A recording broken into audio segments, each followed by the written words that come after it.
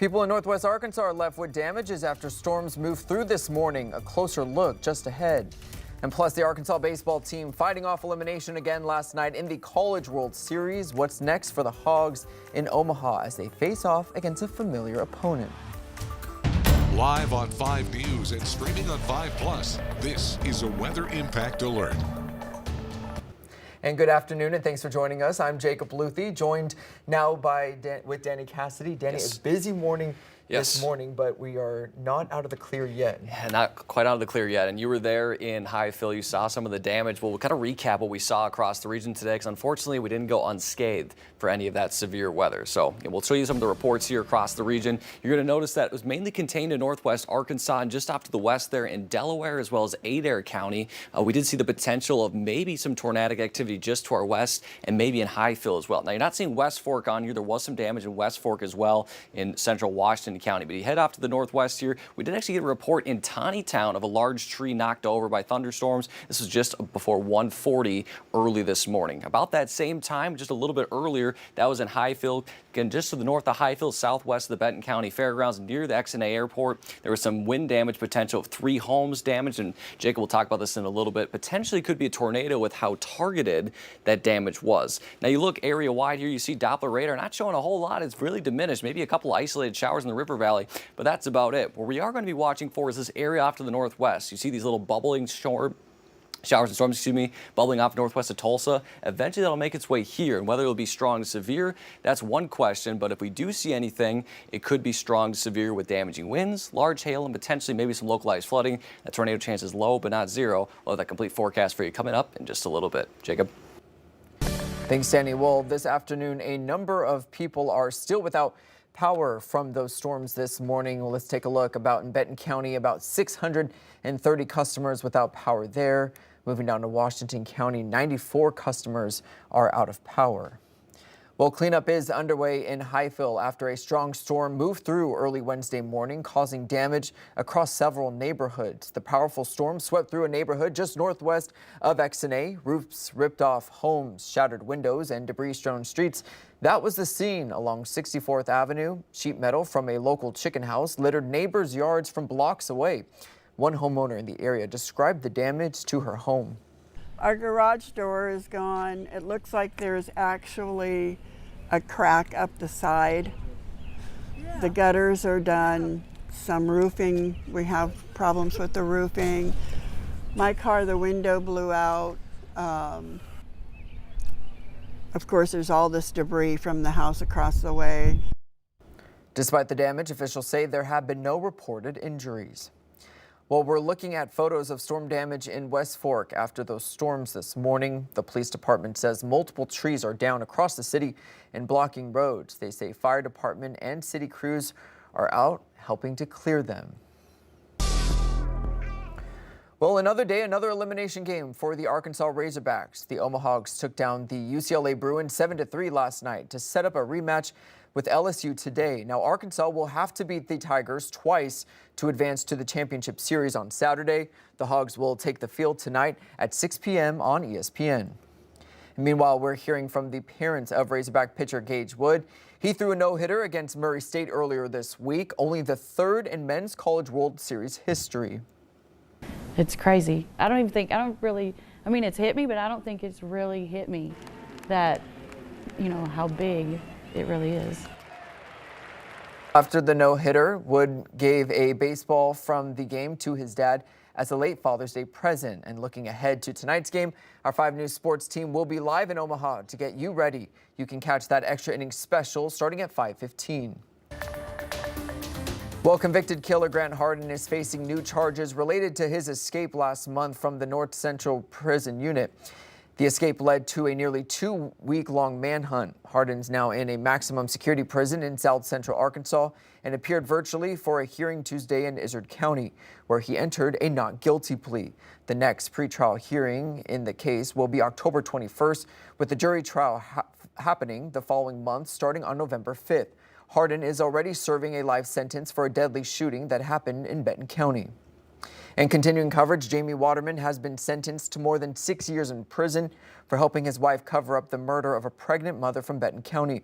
Waterman pled guilty last year to the crime of acting as an accessory after the fact and admitted to helping his wife, Amber, hide the body of Ashley Bush.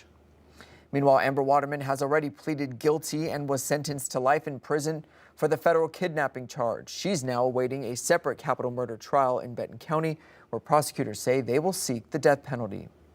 Ashley Bush was 31 weeks pregnant at the time of her death.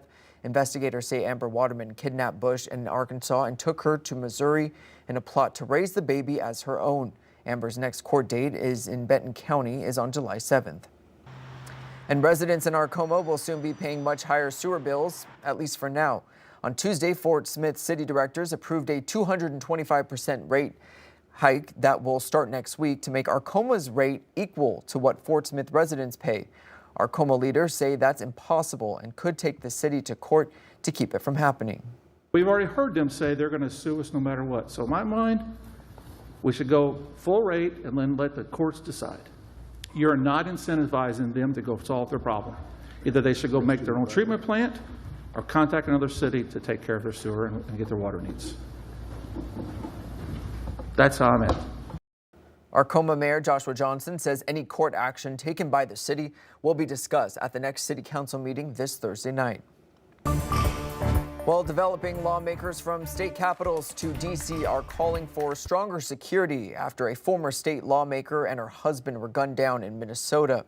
A growing memorial now sits on the steps of Minnesota's Capitol for the former House Speaker, Melissa Hortman. Police say she and her husband were killed in a targeted, politically motivated shooting. The suspect, Vance Belzer, also wounded a state senator and kept a list of other lawmakers. With tensions rising, members of Congress are demanding more protections for public officials. A lot of members and everyday Americans are scared about the increasing scourge of political violence in this country. Belzer is due back in court on June 27th.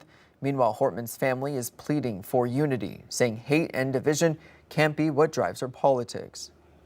And the conflict between Israel and Iran enters the sixth day as President Trump calls for Iran's unconditional surrender, something that country's supreme leader rejected in a new address to his nation.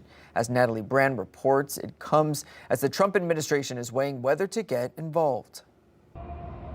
Israel's military says it struck around 20 targets in Tehran overnight, prompting thousands to flee. In Israel, sirens blared as missiles were intercepted over the skies of the port city of Haifa. We cannot let Iran get a nuclear weapon. I've been saying it for a long time. President Trump took questions Wednesday morning with new flagpoles going up at the White House. Sources tell CBS News he's considering joining Israel and striking Iran's nuclear facilities, which could include Fordo, buried deep in a mountain. I may do it, I may not do it. I mean, nobody knows what I'm going to do. I can tell you this, that Iran's got a lot of trouble. Sources tell CBS News there's not agreement among the president's closest advisors about next steps. Today, the president was also asked about his social media post calling for unconditional surrender by Iran's supreme leader. Unconditional surrender. That means I've had it. Okay, I've had it. I give up. No more. In a recorded video, the Ayatollah said any military involvement by the U.S. would cause, quote, irreparable damage. The Iranian regime has been devastated. H.R. McMaster served as a national security advisor during the first administration. The effects that Israel's had, I mean, of course, we've been talking about the effects on the nuclear program, on the missile program, but I think they've killed something like 15 or so, nuclear scientists and decapitated the Islamic Revolutionary Guards Corps. CBS News has learned Israel did not request that the U.S. join its effort militarily, leaving that choice to President Trump. Natalie Brand, CBS News, the White House. In his comments, President Trump said next week will be big, maybe, quote, next week will be big, maybe less than a week, without giving details on what he meant by that. And according to the Defense Department, the 2,000 extra troops sent to California last week have been activated in the Los Angeles area. The decision to activate the 2,000 troops was at the direction of Defense Secretary Pete Hegseth. The Guard is under federal orders, still tasked with protecting federal buildings and personnel. Ahead of their activation, they were trained on de-escalation and crowd control. This comes as Trump has directed officials to begin arrests in Democratic-run cities. I want them to focus on the cities because the cities are where you really have what's called sanctuary cities, and that's where the people are. According to some experts, without raids on those locations, the Trump administration would struggle to meet its goal of 3,000 ICE arrests daily. And the city of Fayetteville issued a statement after questions about the presence of immigration and customs enforcement making an arrest in town. These are photos captured at the scene of a traffic stop by state police on I-49 near exit 64. Fayetteville PD were also called to the scene, and an officer arrived to find state police and ICE agents there. The city released this statement from Mayor Molly Ron on the matter, saying the police department had no further involvement in the investigation, saying in part that the Fayetteville Police Department's role is to keep the community safe and not handle immigration enforcement.